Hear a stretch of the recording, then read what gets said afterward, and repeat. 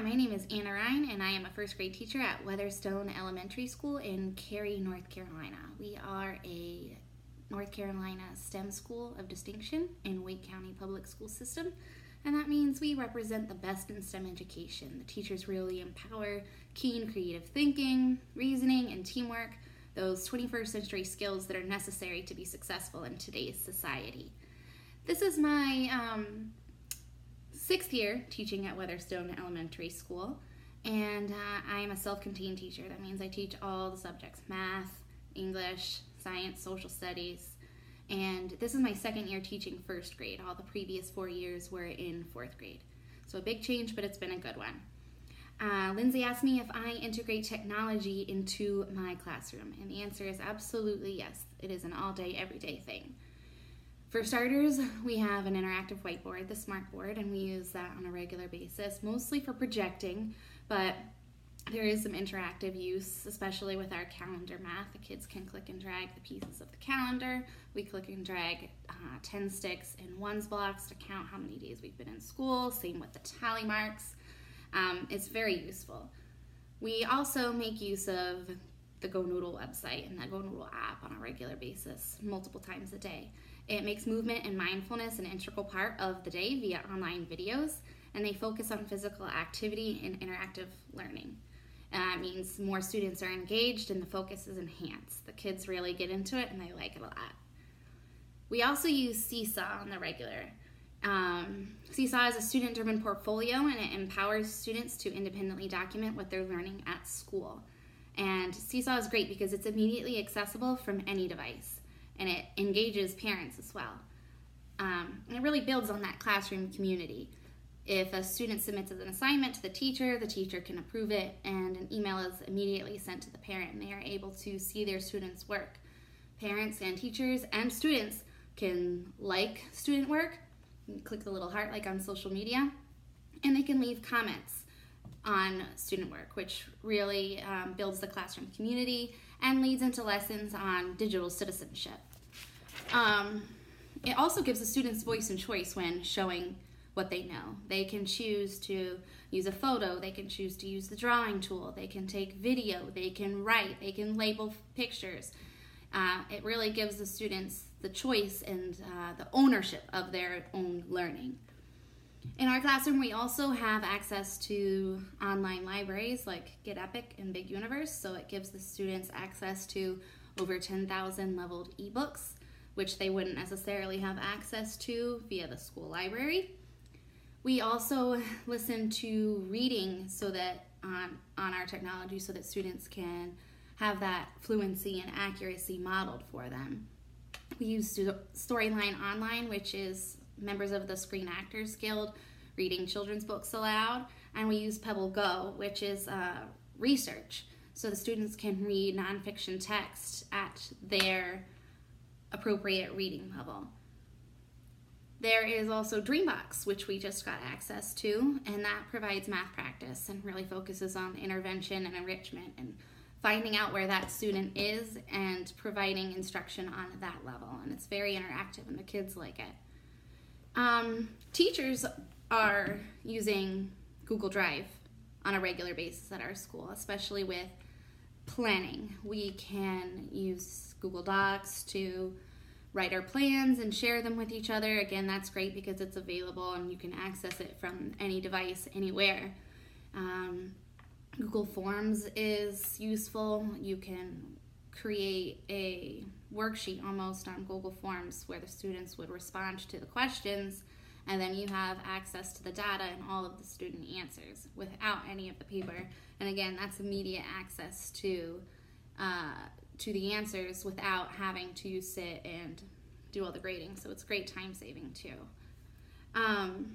We have access to Vocabulary Spelling City, which is great. It is engaging word study games, and it really helps the kids build their reading comprehension. So we have all this available to us through our classroom devices, which is awesome. In our classroom, we have 4 desktops, 2 laptops, one for me and one for my TA, which when we're not using for instruction, the kids have access to. We have 5 student iPads and one teacher iPad, which again, if I'm not using it for assessment or instruction, the kids have access to that as well. We're also a BYOD classroom. That means bring your own device. A coworker and I started piloting that for our grade level at the end of last year. Our school used to be a 3 through 5 or a 3rd grade through 5th grade BYOD school, where those older students were able to bring their devices from home. Often devices that they already had in their backpack using on the bus or in the after-school program, or just a phone that parents had given them that just remained off in their backpack. So we were using those devices now in the classroom, and that has been a game changer. It has allowed so many more students the access to technology. And we often got the question of, how is this equitable? Aren't you drawing lines between the haves and the have-nots? And I don't see it that way at all, because students who normally wouldn't have access to these devices at home weren't the ones coming into school and using the classroom devices during group work. It was often the child who already had an iPad at home and already knew what to do with the iPad at home, and they would kind of take the device from the students in the small group and take leadership. They already knew what they were doing. They really didn't need the practice using the technology. Those kids are now bringing their devices to school, opening up the classroom devices for students who might not have the opportunity at home. And while I don't have a one-to-one classroom, meaning I don't have enough devices for each student to be on a device at a time, I do have, quite a few devices in the classroom, plus the few children who do bring their own. And so we are able to do a lot with a lot of activities with the devices. Sometimes it might take a little longer. The classroom management of it has been a challenge, but a good one. And we always manage to get it done. And I tell the other teachers at my school who are struggling with the new initiative to bring your own devices to school, if you don't use it every day, the kids are going to lose interest. They won't bring their devices if they have no use to bring them at school. They're heavy. They're little children. They don't like carrying that stuff around in their backpack if they don't have to. So it's just persistence. That's what I'm telling the teachers there. And again, one of our biggest goals and one of our biggest challenges that we have been working on with all of this new technology push is we want the students to be learning from the device rather than on the device. If you take a digital copy of a worksheet and you slap it on Seesaw, that digital portfolio, and it doesn't make it not a worksheet. It's still a worksheet, just in a different format. It doesn't magically turn into something awesome. It's great sometimes in the sense of paper management, having less papers, really going for the environment there, but we want the students to be learning from the device more often than they are learning on the device. Another challenge that teachers face is available professional development. And the biggest thing there is just time for the PD. And the school district does provide professional development to us. They teach us how to use these programs that they're giving to us. The PTA at my school has given me and several members of the STEM committee funding to go to NC TIE's technology and education conference that we have in North Carolina each year. And that's a place where teachers can learn a lot about integrating these new technologies into their classroom. There's also ed camps that the county has. It's just participant-driven conferences for teachers to collaborate and learn new things and solve problems. It's a Saturday morning. It's a few hours. You go, you talk to the other teachers about what you want to learn. If another teacher already knows that, then they can kind of set up shop in an empty classroom and discuss with other teachers about whatever it is they're teaching. And I've really learned a lot from those kind of PDs. There's also something I learned about through Seesaw called PD in your PJs. Just means it's an online webinar. You can be at home in your PJs and nobody will know. And that's been helpful in getting me to learn more about the digital portfolios via Seesaw. Speaking of the digital portfolios, there is a big push in our county right now for everybody to be moving over to digital portfolios so that students can have access to their same information, their same portfolios from kindergarten all the way through 12th grade. It's already been piloted with a few schools in the county, and my school is next up on the list. So me and 3 other teachers from my school will begin attending digital portfolio professional development and really pushing that at our school and bringing back what we learn. It's great for students to reflect on their learning because they can look at something that they did last month, or they can look at something a year ago and think, wow, like look how far I've come, look how much I've grown. And that's a really great thing for kids to be able to see their growth, and that's really powerful for them. Another teacher at my school has written a grant that she got money for virtual reality professional development, and we'll be doing that next week, so that's exciting. Not sure how that will go, but definitely excited to learn something new. I'd say another challenge we have is parents and security. They are concerned with how secure our network is, and we have a network at school that all of our classroom and school devices are connected to, and that of course is very secure. And then we have a separate BYOD network, which is even more secure. And I haven't had any issues yet with students accessing information that they shouldn't have, but I have had parents very concerned with that. So that has been a challenge, putting parents' minds at ease that we are not giving your child free reign of YouTube. We are using the devices strategically and with a purpose. I'd say going back to the time challenge, that is always a challenge. You have to, if you're integrating all of this technology, you have to build those routines and have a classroom management system for it. It's completely different than all of the other classroom management and routines you may have already built. And so it's really time consuming to have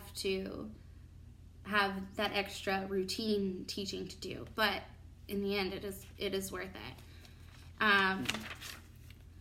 Another challenge that we sometimes have is out-of-date technology, and I think that goes along with our budget limits.